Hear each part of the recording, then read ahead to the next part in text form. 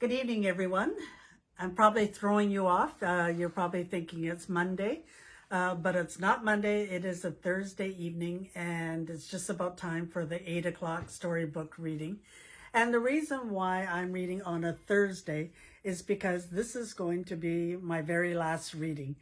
We are bringing the project to an end tomorrow. We may start it up in the future, but we think that what was going to be a 1 week project turned out to be a 6 month project. And it's time for this project to have a little bit of a rest. So I decided I wanted to read tonight as one of the last readers because Halloween is coming up. And when I think of Halloween, I always think of some of my favorite things. And of course, one of my favorite things is Peanuts and Charlie Brown and Snoopy.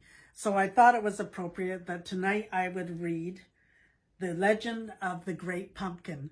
And this is based on the characters created by Charles M. Schulz, adapted by Natalie Shaw, and illustrated by Scott Jeralds.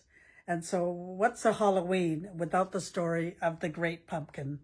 So get all cozy and let's tell you about this story. Here we go. It was almost Halloween. Lucy figured her brother Linus would do what he did every Halloween. I guess you'll sit in the pumpkin patch and wait for the great pumpkin, Lucy asked. Every year Linus waited. Every year he shared the legend of the great pumpkin with his friends, but no one believed him. One year, Marcy joined him in the pumpkin patch. Linus explained all about the great pumpkin and how he rises out of the pumpkin patch. Marcy nodded, but then she said, I want to see the great grape when he arrives. Pumpkin, Linus corrected her. Marcy went home early.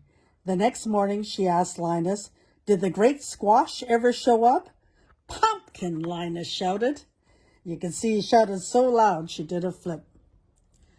The next year, Charlie Brown went out with Linus. The great pumpkin will rise out of the pumpkin patch and fly through the air, bringing toys to the good children of the world, Linus told him. But Charlie Brown had a question. There must be 1,000,000 pumpkin patches in the world. What makes you think we're in the right one? It's just a feeling I have, Linus answered. A little while later, Linus pointed up ahead. There he is. It's the great pumpkin, rising up out of the pumpkin patch. But before Charlie Brown could explain that it was just Snoopy, Linus passed out from excitement. Another time, Sally joined Linus. When the great pumpkin flies over, we'll be the first ones to see him, Linus said. Sally smiled. This is exciting, Sweet Baboo. Don't call me Sweet Baboo, Linus told her. This is very serious. Okay, Pumpkin, Sally replied. Linus groaned. I can't stand it. Later that night, Linus heard a strange sound.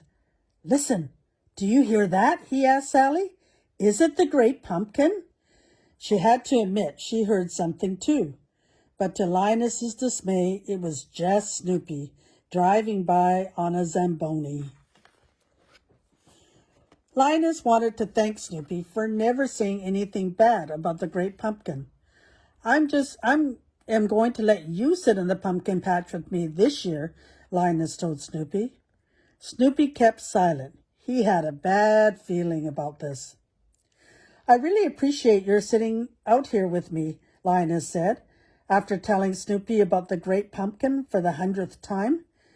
Although I must admit, I've been wondering why you're wearing those dark glasses. Snoopy didn't say anything, but he was thinking, there are certain times when you prefer not to be recognized. One year, Linus decided to go alone. It wasn't long before he saw something. Linus couldn't wait to tell everyone what he had seen. I saw the great pumpkin, Charlie Brown. He was standing with his arms in the air like this. He was waving his arms at me. Just then, Lucy ran up to them. There's a cactus in the pumpkin patch, she said. You must have seen it, Linus. It's really tall with arms like this. That time, Linus was the one who didn't say anything. After all the disappointments, Linus wasn't sure he was up for his usual Halloween tradition. Maybe it's time to forget the whole thing about the great pumpkins, Lucy suggested. Linus realized he couldn't give up. The great pumpkin was counting on him. He began to write a letter. "This is ridiculous," said Lucy, but she began reading over his shoulder anyways. "Dear Great Pumpkin, we are all looking forward to your arrival. Soon you will rise out of the pumpkin patch and fly through the air. You will bring presents to all the good little boys and girls in the world. I have tried to be good all year long, and I hope that you will bring me lots of presents." When Lucy got to the part about presents, she had a change of heart. "Did you put in a good word for me? I've tried to be good too." If Lucy was starting to believe anything was possible, Linus mailed the letter and went straight to the pumpkin patch. After all, it wasn't Halloween without the legend of the great pumpkin. So that's the story for tonight. It is Peanuts, the legend of the great pumpkin. And I felt it was a great story to be my last reading for this project with Halloween 2 days away. And no matter how you want to celebrate Halloween this year, it may be a year for new traditions. And so I hope you have a safe Halloween, whatever you do. And I hope you will tune in 8 o'clock tomorrow. I'm not going to let you know ahead of time who the guest reader is. I'm very excited that this person said yes to be my guest reader. It is someone that I've always admired, and I'm sure you all know who this person is. So tune in at 8 o'clock to see the last reader. And following that, we're going to do a short clip of all the readers we've had in the last 6 months. So once again, good night. Have a nice evening.